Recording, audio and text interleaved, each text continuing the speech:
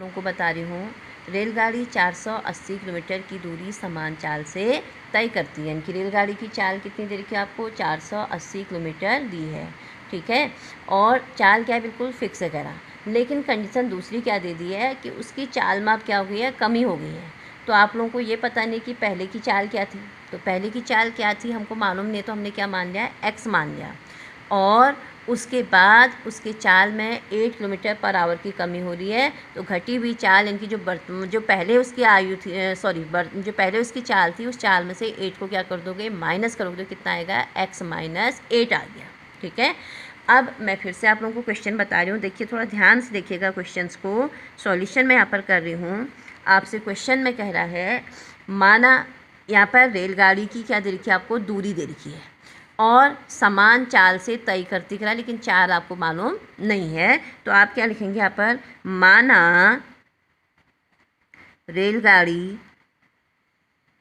की समान चाल क्या हो गया बताइए, x किलोमीटर पर आवर, ठीक।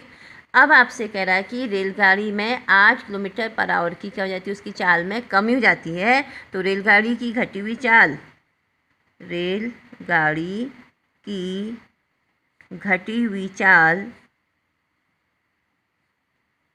कितनी हो जाएगी बताइए, x माइनस 8 इतना किलोमीटर पर आवर, ठीक। अब आपको मालूम है, चूँकि चाल बराबर बेटा क्या होता है, दूरी बट्टे समय। चाल बराबर क्या होता है, दूरी बट्टे समय। तो पहले जो है उसकी चाल कितनी थी, x, और दूरी उसने कितनी तक कवर करनी थी, 480, और समय हमको मालूम नहीं है। तो हमने समय यहाँ पर क्या ले लिया है, t1, ठीक।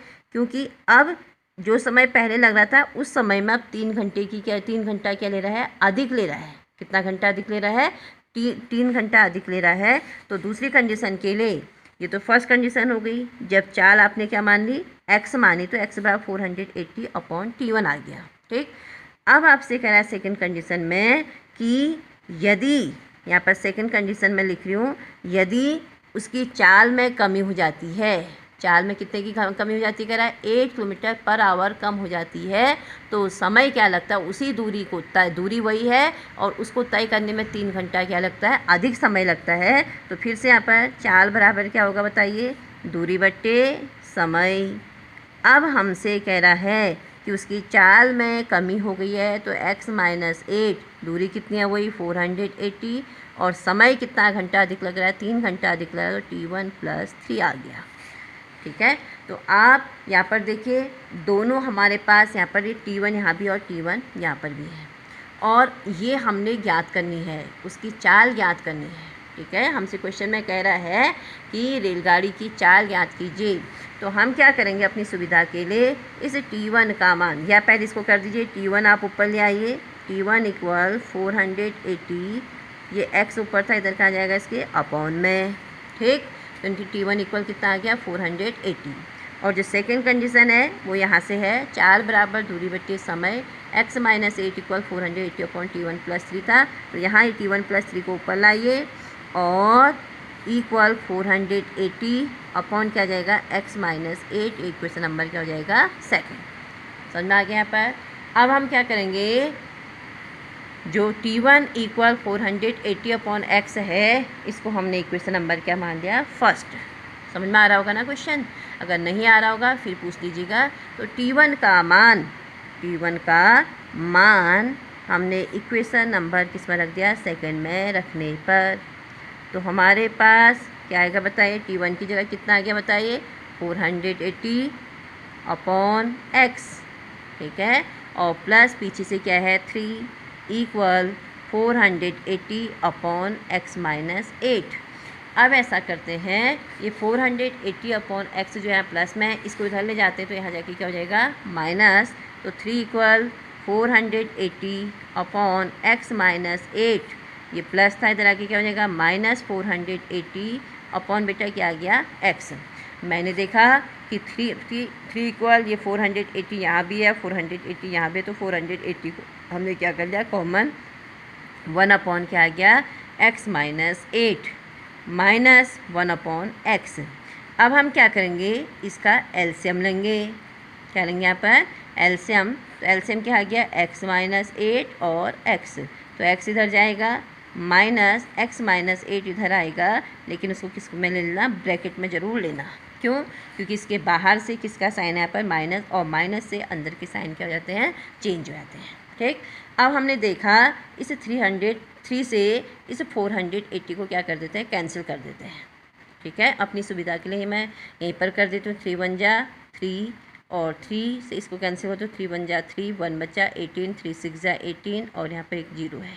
ठीक, अब हमारे पास यहाँ पर मैं कर रही हूँ क्वेश्चंस, थोड़ा सा ध्यान से देखिए।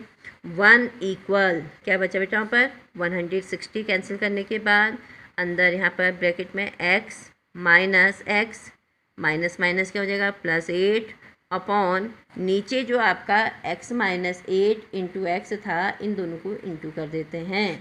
तो हमारे पास क्या आ जाएगा, x² माइनस 8x आ गया। ठीक है, इस x से ये x क्या हो जाएगा, कैंसिल, क्योंकि ये प्लस में और ये किस में है, माइनस में है। तो 1 इक्वल 160।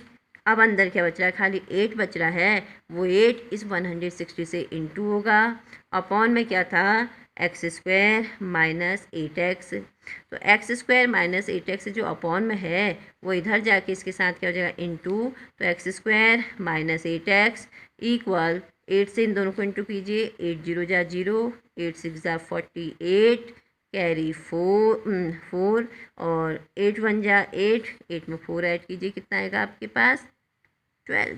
कैसे हुआ, समझ में आया ना।